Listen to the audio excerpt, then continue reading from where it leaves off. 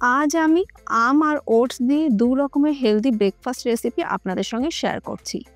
সকালে যাদের ব্রেকফাস্ট তৈরি করতে খুব একটা বেশি সময় পান না, তারা গ্যাস না জ্বালিয়ে তেল ছাড়া ১০ মিনিটের মধ্যে এই জলখাবার তৈরি করে নিতে পারেন। নমস্কার বন্ধুরা, রুমার হেসেলে সবাইকে স্বাগত। রেসিপিটা কেমন লাগলো অবশ্যই জানাবেন। ২ রকমের ব্রেকফাস্টের জন্য আমার লাগবে ২টি পাকা আম। সে যে কোনো আম দিয়ে কিন্তু করতে পারেন। প্রথমে আমি 1 টেবিলস্পুন সবজা সিডস একটা মিক্সিং বোলের মধ্যে নিয়ে নিচ্ছি। অল্প পরিমাণে জল দিয়ে ভিজিয়ে রেখে দিচ্ছি। সবজা সিডস ভিজতে খুব বেশি সময় লাগে না। সবজা সিডস ভিজতে ভিজতে একটা মিক্সিং বোলের মধ্যে আমি নিয়ে নিচ্ছি প্লেন ওটস হাফ কাপ। আপনারা আপনাদের পরিমাণ মতো নিয়ে নেবেন। আর এই ওটসের মধ্যে দিয়ে দিচ্ছি ঘরে পাতা টক দই 1/4 কাপ। টক দইয়ের সাথে ওটসটাকে ভালো করে মিশিয়ে নেব। আর পরিমাণ মতন জল দিয়ে সব কিছু একসাথে ভালো করে মিশিয়ে নিয়ে ঢাকা দিয়ে মিনিট 10 রেখে দেব, যাতে ওটসটা ভিজে নরম হয়ে যায়। আম কেটে নেবার পর এরপর একটা গ্রাইন্ডিং জারের মধ্যে আমি নিয়ে নিচ্ছি 1/4 কাপ ওটস। আগে ওটস শুকনো গুঁড়ো করে নেব। ওটস শুকনো গুঁড়ো করে নিলে স্মুদি খুব সুন্দর স্মুথ তৈরি হয়। বানাচ্ছি ম্যাঙ্গো ওটস স্মুদি। আম কেটে নেবার পর গুঁড়ো করে নেওয়া এই ওটসের মধ্যে দিয়ে দেব একটি আম, আর দেব আগের থেকে ভিজিয়ে খোসা ছাড়িয়ে রাখা আমন্ড বাদাম 4টে। 1 গ্লাস স্মুদির জন্য একটি পাকা আম যথেষ্ট। দিয়ে দিচ্ছি আগের থেকে জাল দিয়ে নেওয়া ফ্রিজের ঠান্ডা দুধ। এবার এই সব কিছু একসাথে ব্লেন্ড করে নেব। নিয়ে নিলাম একটি সার্ভিং গ্লাস।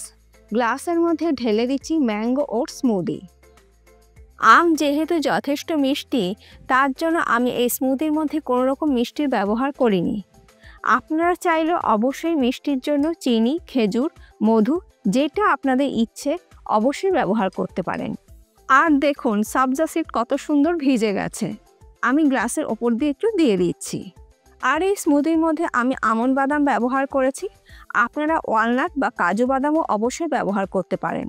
আর যারা স্মুদি খেতে একদম পছন্দ করেন না, এই আমের সিজন থাকতে থাকতে এই ম্যাঙ্গো স্মুদি একবার বানিয়ে খেয়ে দেখবেন। আশা করব বারবার খেতে ইচ্ছে করবে। আর ওপর থেকে ছোট ছোট টুকরো করে কেটে নেওয়া আম আর একটু পেস্তা কুচি দিয়ে আমি ডেকোরেশন করে দিলাম। তৈরি হয়ে গেল উইদাউট সুগার দারুণ হেলদি ও টেস্টি ম্যাঙ্গো স্মুদি। অপর দিকে ওটস কিন্তু সুন্দরভাবে ভিজে গেছে। সব কিছু একটু ভালো করে মিশিয়ে নিচ্ছি। আর ওটস জল টেনে নিয়েছে, তার জন্য খুব সামান্য একটু জল দিয়ে সব কিছু একসাথে ভালো করে মিশিয়ে নিচ্ছি। আর এই দই আর ওটসের মিশ্রণের মধ্যে দিয়ে দিচ্ছি ছোটো ছোটো টুকরো করে কেটে নেওয়া আম।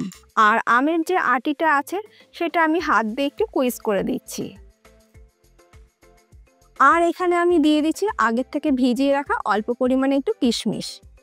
এটার পরিমাণটা আপনারা আপনাদের নিজেদের ইচ্ছে অনুযায়ী ব্যবহার করবেন। আর পছন্দ না করলে স্কিপও করতে পারেন। আর দিয়ে দিচ্ছি 1 টেবিলস্পুন ভিজিয়ে রাখা সবজা সিডস। এর মধ্যে আমি আর চিনির ব্যবহার করছি না। আম যথেষ্ট মিষ্টি আর কিশমিশও দিয়েছি।